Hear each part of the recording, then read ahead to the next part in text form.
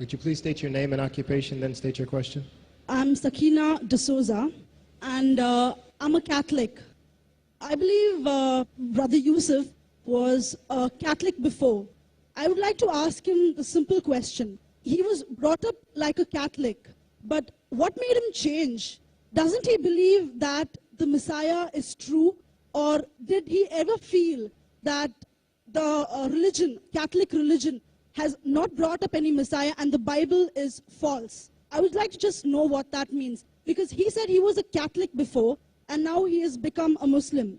What made you change? What was that storyline before? Doesn't he believe that there is a Messiah, or the Messiah had come, saved us, died on the cross? Thank you very much for a good question. I hate to disappoint you, but I wasn't a Catholic. But I was with a Catholic priest the night that he accepted Islam. And I asked him these questions you asked me.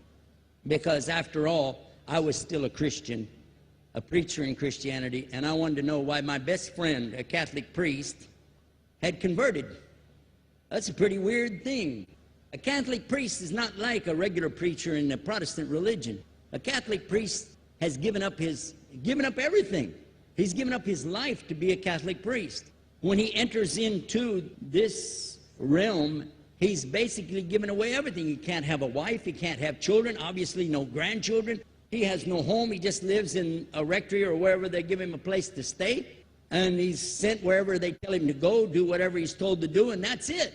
And he cannot disobey the Pope, otherwise they can kick him out of the religion, and if they do, he's excommunicated and he goes to hell forever. So how would a person like this want to become one of those Muslim terrorists? That's what I wanted to know. He explained in a very few beautiful words something that I came to learn for myself.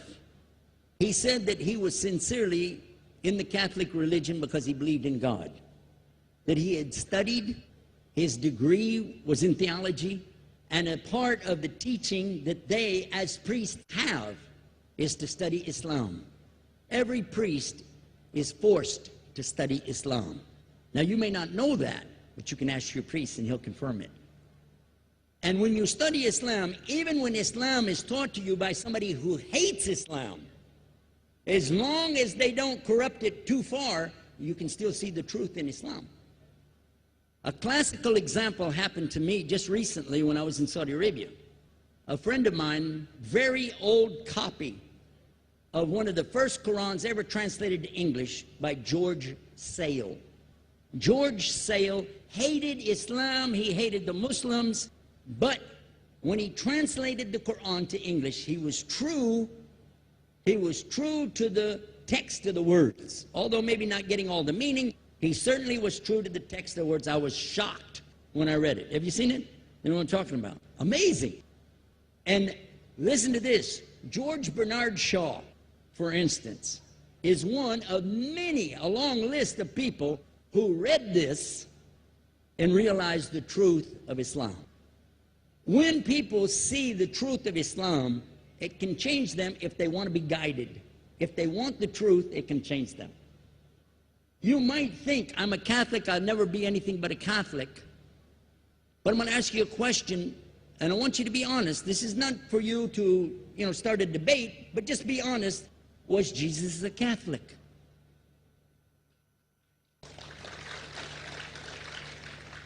And it's not open to debate, so there's no point in opening that up, because you know and I know he wasn't.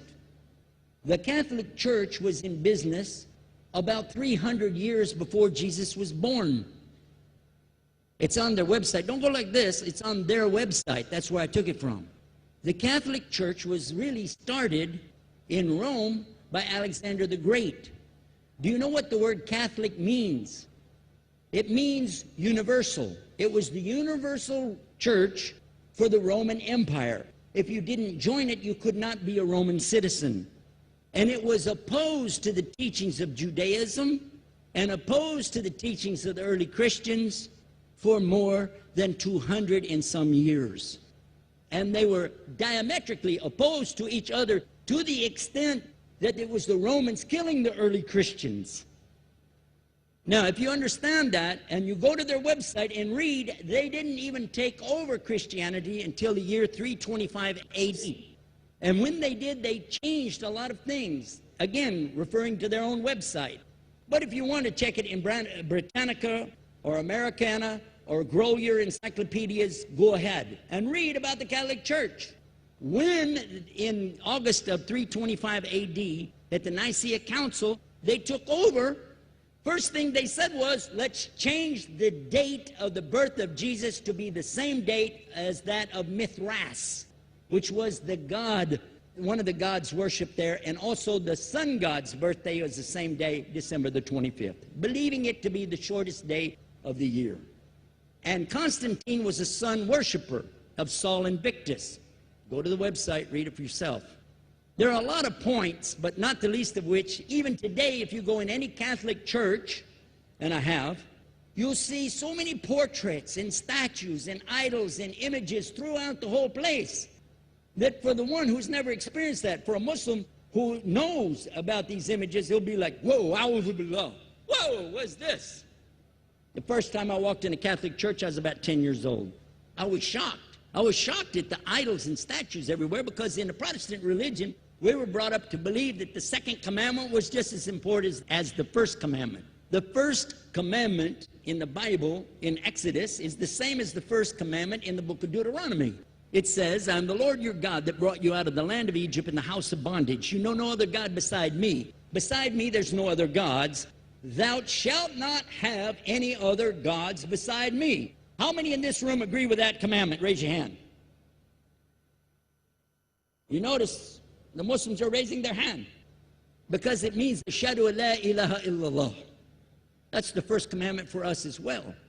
The second commandment you have clearly says, thou shalt not make any idol, any graven image of anything that creeps upon the earth, swims in the sea beneath, or flies in the air above.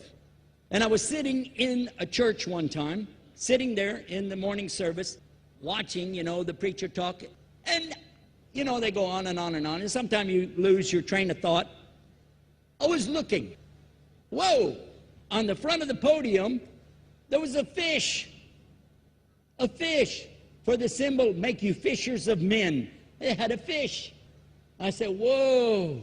Then I looked up above his head at the big stained glass window, and it had a dove, and he had the olive branch in his mouth. The dove is flying, the bird, I said, whoa.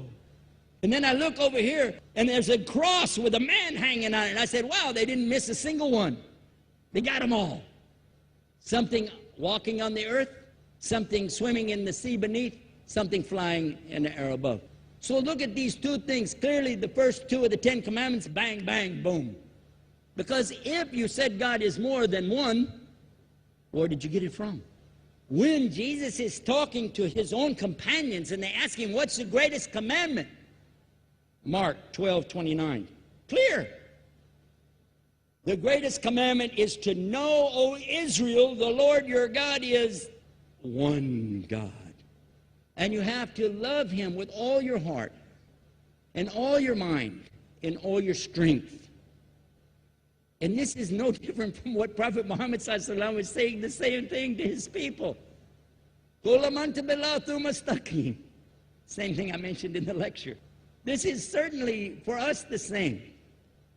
So what you see is Muslims practicing the commandments, and you see people claiming the commandments but practicing something else.